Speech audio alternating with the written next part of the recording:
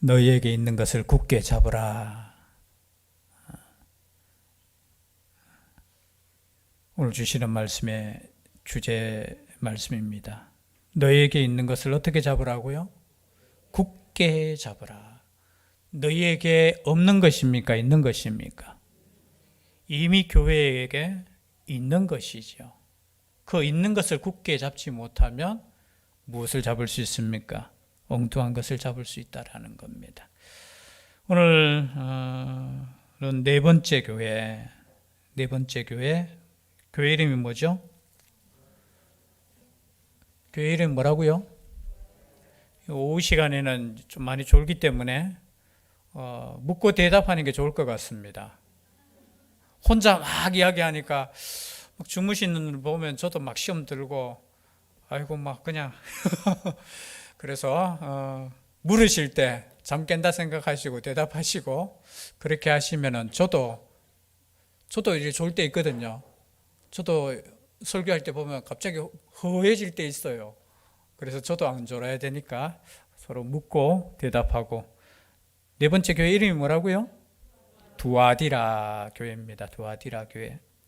여러분, 7교회가 나옵니다. 이 7교회를 우리가 볼 때 어떤 사람들이 7교회를 마지막 시대에 나타날 교회의 모습이라고 이야기도 하고, 그리고 예수님의 초림부터 시작해서 이제 예수님의 재림까지 그 세대별로 7세대로 이렇게 나눠진다라고 주장하는 사람들도 있고, 그러나 오늘 본문을 이렇게 보면 7이라는 숫자는 의미가 있습니다. 7교회라는 숫자는 의미가 있지만 1차적으로 당시 요한이 살아있을 때 당시 존재하는 교회고, 그 교회에 또 필요한 말씀이고, 또 그러면 그 교회만 필요합니까? 아니죠. 오늘날 살아가는 우리, 아니 앞으로 주님 오실 때까지, 그죠?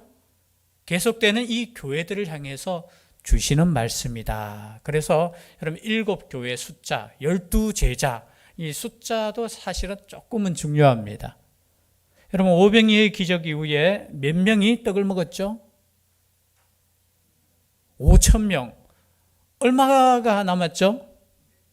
12바구니. 그러면 4,000명 먹이시고는 얼마가 남았죠? 7광주리. 바구니하고 광주리로 이렇게 표현되어 있습니다. 우리 성경에. 여러분 12숫자와 7이라는 숫자가 의미가 있어요. 그 당시 예수님께서 야 남았는 거 그거 버리지 마, 아끼라는 뜻 아니에요. 그리고 다 거두니까 12바구니, 다 거두니까 7.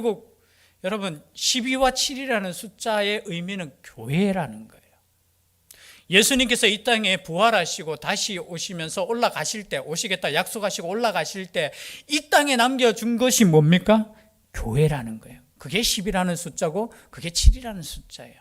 그래서 오늘 요한계시록에 이 7이라는 숫자가 교회 전체를 의미한다, 이렇게 생각하시면 돼요. 뭘 의미한다고요? 교회 전체를 의미하는 거예요. 오늘 특별히 두아디라 교회에 보내는 말씀 한번 읽어보겠습니다. 1절, 18절 시작. 두아디라 교회의 사자에게 편지하라. 그 눈이 불꽃 같고 그 발이 빛난 주석 같은 하나님의 아들이 이르시되. 자, 지금 네 번째 교회까지 왔으니까 조금 이해하시겠죠. 예수님이 그 교회에 나타나는 모습 자체가 그 교회와 연관된 모습이라고 이야기했죠. 자, 두아디라 하면은 여러분 생각나는 사람이 있습니다. 누가 생각납니까? 두아디라.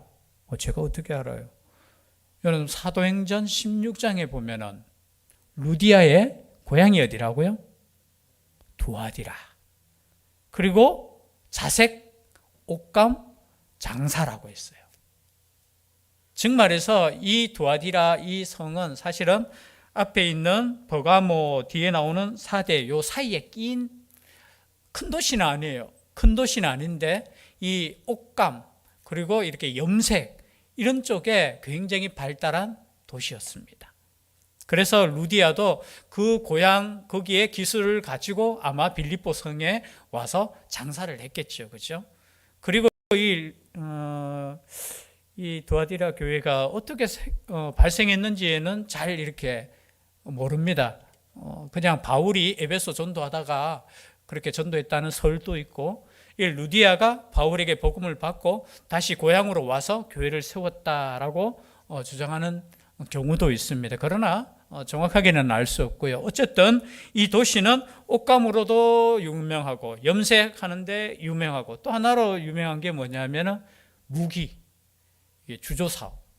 쉽게 말해서 그 당시에 로마의 군인들이 무기를 여기에 두아디라 제품이라고 하면 인정해 주는, 요즘은 어디가 인정받죠?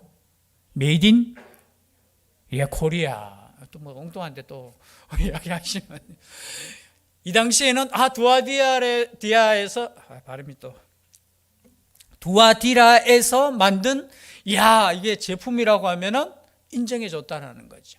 그래서 오늘 말씀에 보면은 두아디라 교회의 사자에게 편지하라. 그 눈이 불꽃 같고 그 발이 빛난 주석과 같은 하나님의 아들. 빛난 주석, 이런 단어가 뭐냐면은 군인을 묘사해요. 든든한 거. 그리고 여러분 빛난 불꽃 같고 그 발이 빛난 주석. 불꽃 같다라는 건 뭐예요? 지금 내 눈에서 지금 불꽃이 나와요. 이 말은 무슨 뜻이에요? 알면 제가 지금 이 자리에 있겠습니까? 제가 설교하지요. 여러분, 불꽃 같은 눈으로 본다는 건 뭐예요? 속일 수도 없고 지켜보고 있다. 다른 말로 표현하면 뭐예요? 너희들 조심해. 딱 나오는 내용이 지금 주석 뭐예요? 지금 너희들이 뭐 로마 군병이 최고라고 이야기하는데 진짜 하나님의 심판자가 지금 불꽃 같은 눈으로 너희들을 지금 지켜보고 있어.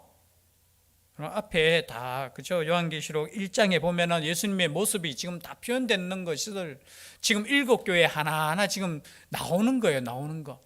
불꽃 같아. 그리고 그죠? 빛난 주석 같아. 심판이 있다라는 걸 지금 염두에 두고 있다라는 거죠. 먼저 칭찬을 한번 들어볼까요? 19절 시작.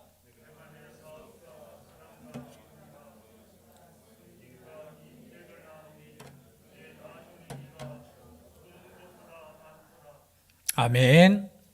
여러분, 칭찬은 딱 한 절입니다. 죄송한데 이게 함축적으로 이렇게 이야기했어요. 사실은 이거 얼마나 내가 내 사업이라고 할 때 이것은 그냥 일이라는 뜻이거든요. 너의 행위, 너의 일을 아는데 그 일이 뭐냐라고 하면서 설명합니다. 사랑과 믿음과 섬김과 인내가 있다. 내가 안다. 너희 교회에 뭐가 있어요? 사랑이 있네? 여러분, 사랑이 있으면 좋습니까? 안 좋습니까? 최고죠. 그리고 또 무엇이 있어요? 믿음도 있네. 그리고 또 무엇이 있어요? 섬김도 있다라는 거예요. 섬김을 보통 이렇게 해석할 때 구제하고 다른 사람을 섬기는, 그것도 있어요. 그것뿐만이 아니라 또 뭐가 있어요? 인내도 있어요. 인내. 참는 거. 그런데 이것이 더 칭찬하는데 내 나중 행위가 처음 것보다 많다. 우리는 때로는 그렇잖아요. 처음 시작할 때는 막 더 들썩하게 했다가 나중에는 어떻게 돼요? 이렇게 갈 수 있는데 이 교회는 처음에는 작았는데 점점 사랑도 커지고 믿음도 커지고 섬김도 커지고 인내도 커지는 그런 좋은 교회. 그런데 아쉽습니다. 그냥 한 줄로 그냥 딱 끝내. 조금 아쉬울 때 있지 않습니까? 근데 한 줄로 끝내는 이유는 뭐예요? 그게 사실이다.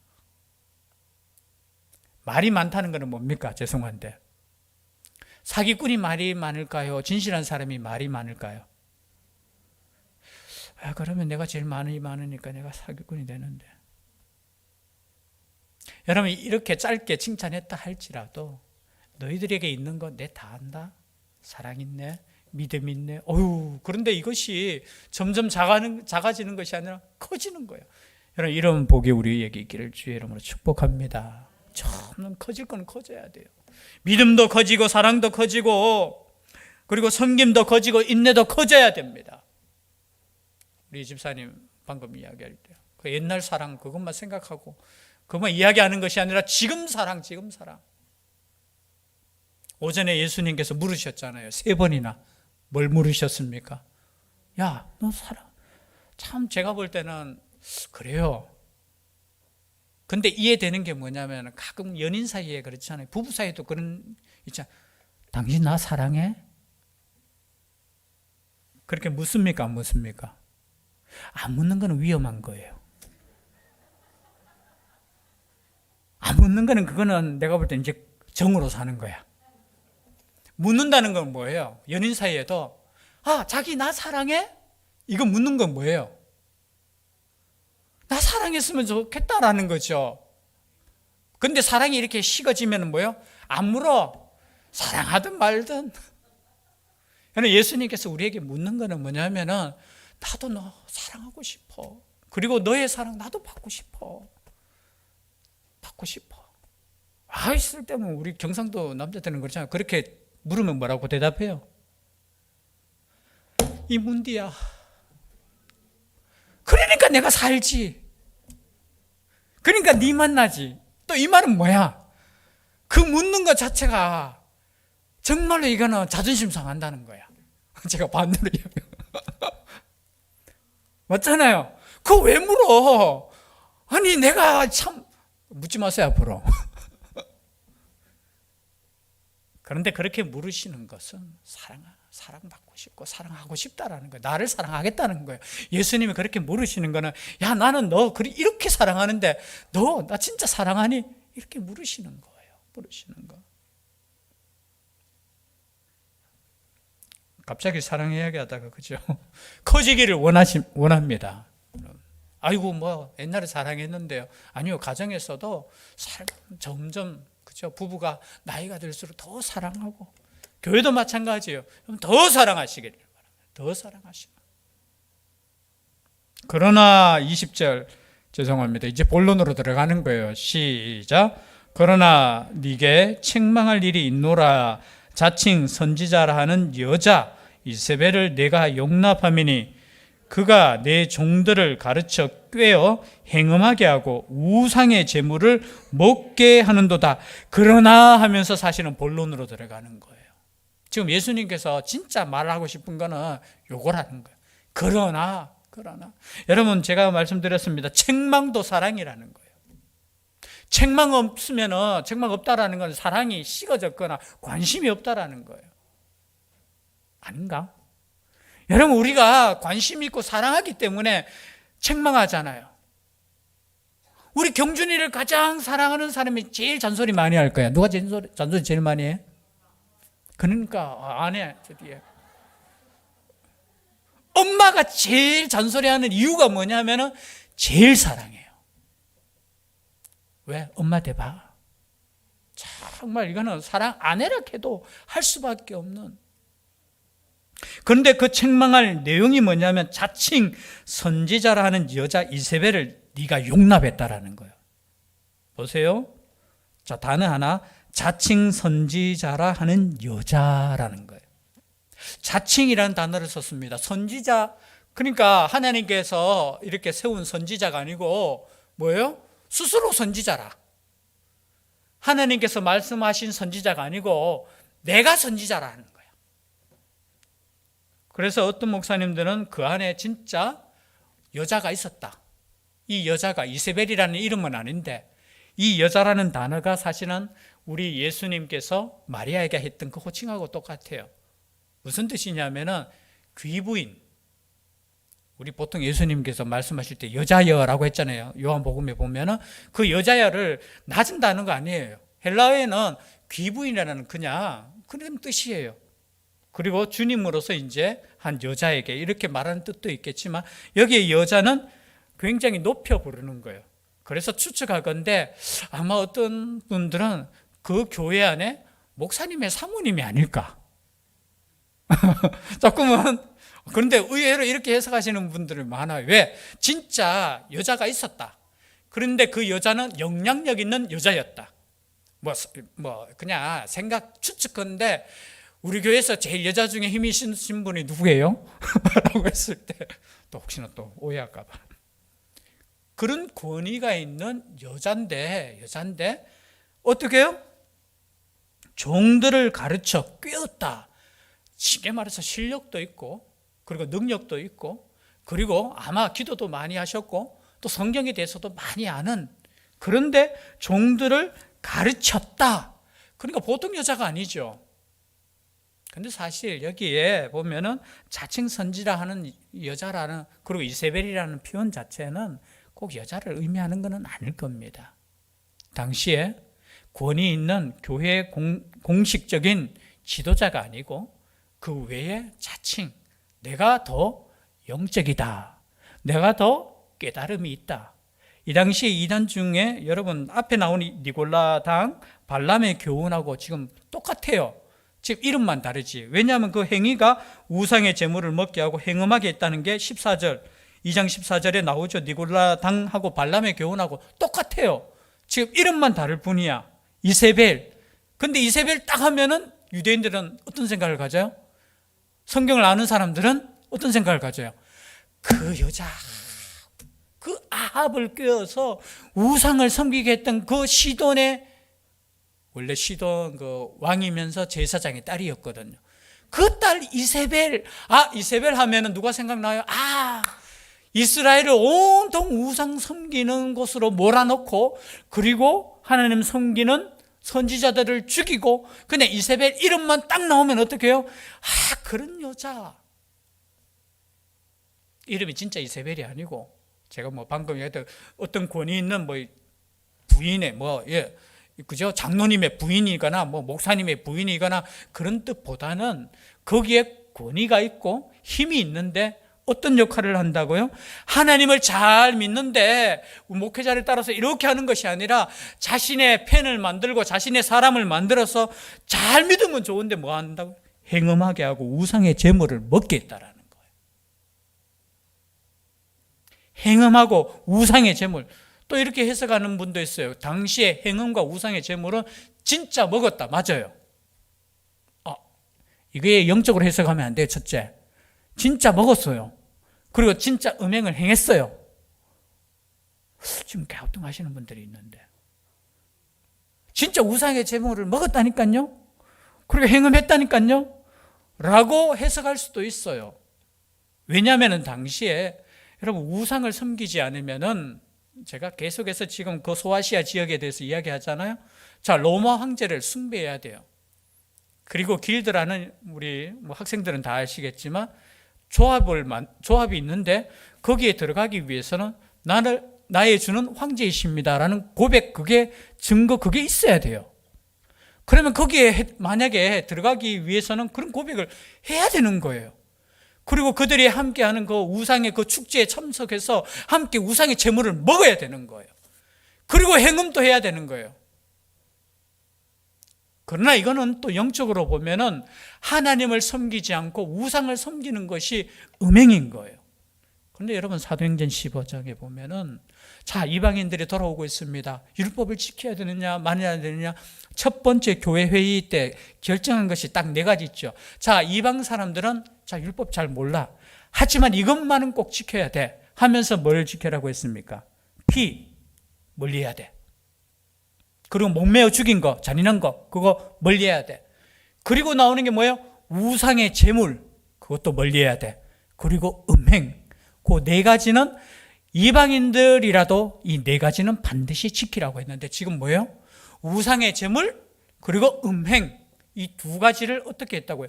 허용했다라는 거예요. 허용했다라는 거. 종들을 가르쳐 깨웠다. 가르치다는 건 뭐예요? 이걸 단순하게 우리끼리 몰래 먹자, 이게 아니에요. 그 정도는 이해할 수 있어요. 예를 들어서 내가 죄를 지을 때 몰래 죄를 짓고, 하나님 이거요, 내가 죄를 지었는데 어떡하지요? 회개하는 그런 마음이 아니고, 가르쳤다라는 건 뭐냐? 논리화시켰고 교리화시켰다라는 뜻이에요. 우리로 표현하면 이것을 굉장히 논리적으로 신학화시켰다라는 거예요. 그러면서 이렇게 해도 돼 라고 하면서 논리적으로 정리하고 이렇게 가르치니까, 생각해 보십시오. 지금 너무 힘들어. 우리가 신앙을 지켜 그리고 믿음으로 살면 이 경제 활동도 못해. 여러분, 이 당시에 이야기했잖아요. 우리가 지금 살고 있는 지금 우리 땅하고는 완전히 다르다는 거예요. 내가 신앙을 가지면은 밥 먹는 것조차 힘든 그 시대에 얼마나 달콤한 말씀이겠어요. 괜찮아. 야, 우리가 먹고 살기 위해서 그러는데 우리 진짜 하나님 믿잖아. 우리는 하나님 믿어.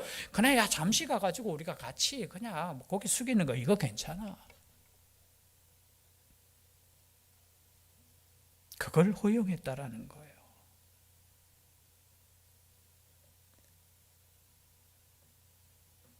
또 내가 그에게 우리 21절 시작. 다시 한번 21절 시작.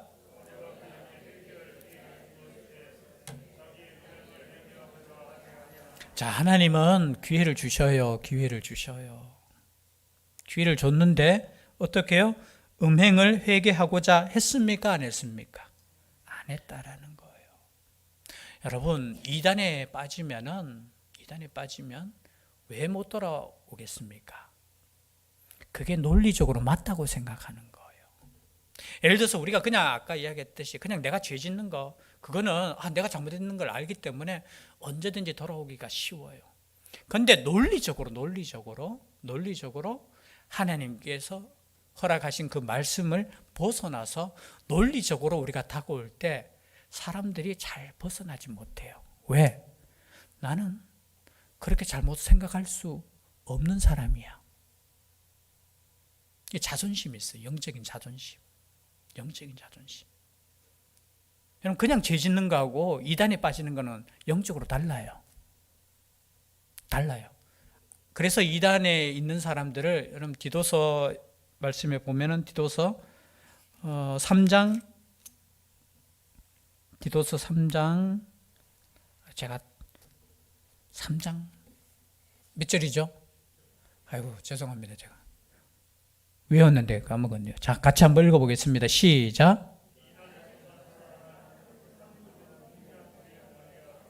자, 멀리하라는 뜻이 뭐냐면은 이단에 빠진 사람들을 쉽게 돌아오지 못한다는 거예요. 왜? 그 자체가 굉장히 논리적이라고 생각해요. 지금도 이단에 빠진 사람들 보면은 굉장히 자기들은 논리적이에요. 그게 아무리 옆에서 이야기를 해줘도 그 논리에서 벗어나지 않는 이상 안 돼요. 거기에 여러분, 우리가 생각할 때는 어떻게 하나님 믿는 사람들이 어떻게 행음할 수 있고 어떻게 하나님 믿는 사람들이 우상의 제물을 먹게 할 수 있느냐라고 하는데 그럴 수 있다라는 거예요. 왜? 내가 지금 바라는 건 그거야. 내가 바라는 거 뭐냐면 내가 지금 우상의 제물 어떻게 하면 저걸 그죠? 먹고 내가 배부르고 그냥 잘 살 수 있게 해줬으면 좋겠다라는 거야.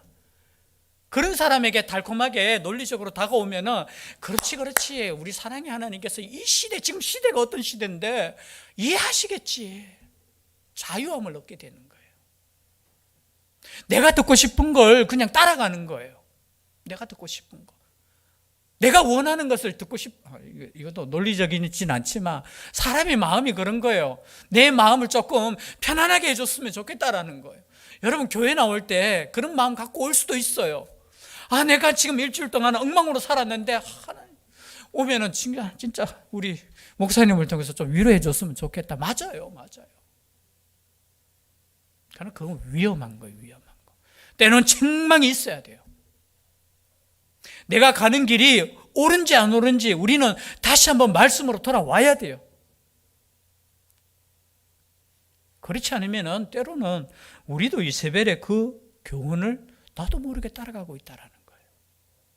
나도 모르게. 왜? 그게 좋으니까. 우상 섬기니까 경제적으로 괜찮아지네, 잘 살아지네, 괜찮네.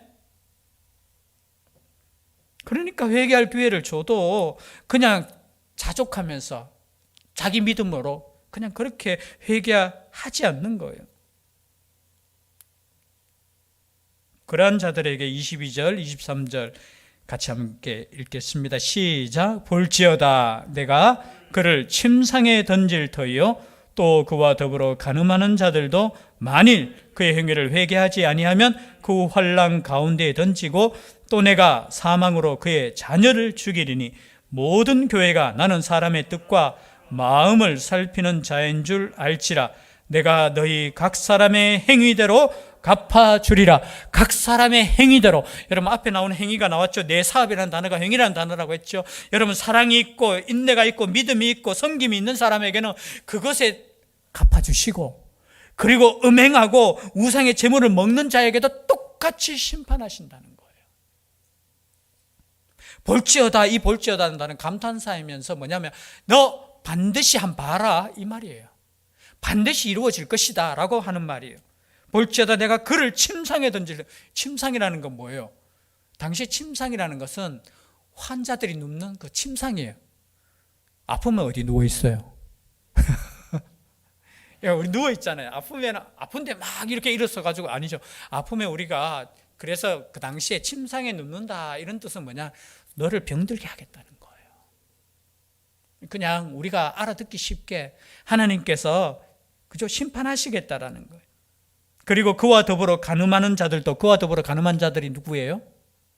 그 교훈을 따르는 사람들, 함께 으쌰으쌰 해가지고 야 우리 이렇게 살자라고 하는 그런 이단 사상들, 그것을 따르는 사람들이죠. 그리고 23절에 내가 사망으로 그의 자녀를 죽이리니. 자녀는 누구예요? 뭐 실제적으로 간음해서 태어난 자녀들일 수도 있지만 뭐예요? 그것을 따르는 사람들, 즉 말해서 이단을 그죠 이끌어가는 그 지도자들과 그를 따르는 사람들을 어떻게 심판하겠다는 거예요. 그러나 보십시오. 24절 시작. 두아디라에 남아있어 이 교훈을 받지 아니하고 소위 사탄의 깊은 것을 알지 못하는 너희에게 말하노니 다른 짐으로 너희에게 지울 것은 없노라. 여러분 그러한 가운데서도 남아있는 사람들이 있었다라는 거예요. 뭘 남아있어? 이 교훈을 받지 않은. 이 교훈이 어떤 교훈이에요? 이세벨의 교훈. 우상 섬기고 그리고 행음하는 것을 따르지 않는 사람들. 여러분 남아있다라는 이 단어를 생각해 보십시오. 얼마나 많은 사람들이 따랐다는 뜻이에요. 따랐다는 뜻. 근데 그 가운데서도 믿음을 지키고 끝까지 이 교훈을 받지 않고 소위 이 교훈을 받지 않은 그것을 설명하면서 소위 사탄의 깊은 것을 알지 못하는 너희에게. 사탄의 깊은 것 알면 안 돼요. 간가다 이런 생각 가지잖아요. 아이고 그래도 죄도 한번 지어봐야 알지요. 여러분 그거 아는 거 좋은 거 아니에요. 죄송한데 알기 위해서 죄 짓는 것은 죄가 아닙니까? 아이고 경험 한번 해봐야 되지요. 물론 경험할 수는 있어요. 그런데 아이고 그래도 목사님 한번 경험해봐야 되지요. 그러면 내가 더 그 목회자들 중에도 그렇게 말씀하시는 분이 있더라고요. 옛날에 보니까 그래도 적어도 조폭에 좀 몸담았다가 돌아오면 사람들이 야 또 새롭게 보고 그럴 것이다 라고 이렇게 생각하시는 분들도 가끔 있었어요. 왜? 이거 보니까 나는 그렇게 뜨거운 체험이 없는 거야. 그러니까 뭔가 세상에 나갔다가 돌아와야지 설교할 때도 그렇게 할 텐데 라고 하시는 목사님들, 여러분 체험 별로 중요한 거 아니에요. 깊은 거, 여러분 여기에 영지주의가 사실은 또 들어가요. 영지주의는 한마디로 말해서 나는 당신들보다 영적인 지식이 있다라는 거예요. 그것으로 나는 구원받는다라는 거예요. 그래서 왜 이단이라고 하는 줄 아십니까? 자기들만 영적인 지식이 있다고 하는 것이 이단이에요. 여러분 성경을 우리에게 모두에게 주셨잖아요. 이 말은 뭐예요? 이 성경을 통해서 누구나 구원받는 거예요. 여러분 대신교회가 특별한 교회 아니에요. 소신교회가 특별한 교회 아니에요. 모든 교회는 예수 그리스도의 피로 값주고 사신 교회예요. 그런데 이 당시에 뭐예요? 나는 직접 계시를 받았기 때문에, 나는 특별하기 때문에 나를 따르라는 거예요. 이게 이단이라는 거예요. 그런데 거기에 넘어가 버린다는. 그래서 뭐예요? 우리만 특별하다는 거. 그리고 죄 지어도 괜찮다는 거예요. 왜? 나는 구원받았기 때문에. 여러분 이런 사상이 오늘날도 있어요. 이 교훈을 받지 않고 소위 사탄의 깊은 것을 알지 못하는 너희에게 말하노니 다른 짐으로는 너희에게 지울 것이 없다. 25절 26절 자 여기까지만 읽죠. 시작. 다만 너희에게 있는 것을 내가 올 때까지 굳게 잡으라. 이기는 자와 끝까지 내 일을 지키는 그에게 만국을 다스리는 권세를 주리니. 시간이 지금 많이 갔기 때문에 여기까지 하겠습니다. 다만 너희에게 있는 것을 내가 올 때까지 굳게 잡으라. 있는 게 뭡니까? 처음 믿은 거. 있는 행위, 사랑, 믿음, 섬김, 인내, 그거 지키면서 끝까지 내가 올 때까지 굳게 잡으라는 거예요. 여러분, 이 시간에 주님께서 우리에게 주시는 말씀입니다. 새로운 거 아니에요. 너희들이 이미 가지고 있는 그 예수님에 대한 그 사랑 굳게 잡아. 너희들이 지금 섬기고 있는 그 섬김 끝까지 잡아. 이러한 복이 우리에게 있기를 주의 이름으로 축복합니다. 기도드리겠습니다. 사랑의 하나님, 한 교회 안에서도 이렇게 행위가 나누어집니다. 믿음이 나누어집니다. 사탄은 어떻게 해서든지 믿는 사람들조차도 꿰어서 넘어가게 합니다. 정신 바짝 차리게 하여 주시고 오직 하나님의 말씀 가운데 있는 주님 오실 때까지 우리가 가지고 있는 이 복음을 굳게 잡을 수 있는 저희들 되게 하여 주시옵소서. 함께하여 주실 줄 믿사오고 예수님 이름으로 기도드립니다.